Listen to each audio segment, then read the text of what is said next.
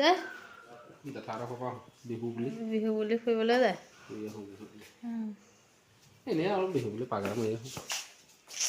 আমি ওলাইছোঁ ক'ত যাবা ফুৰিবলৈ ওলাইছোঁ জেঠাইহঁতৰ ঘৰলৈ দুটামান ফুৰি আহোঁগৈ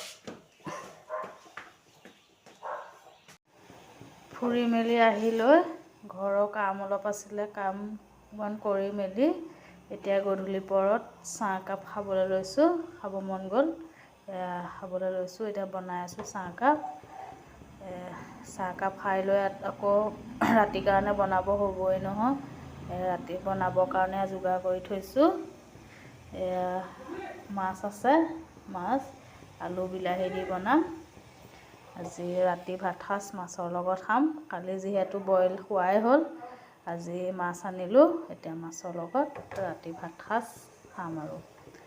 আৰু আপোনালোকে ভাত পানী খোৱা হ'লনে জনাবচোন আমাৰ এতিয়া 9টা বাজিব হৈছে বাজিলেই 9টা এতিয়া ভাত বনামহে আৰু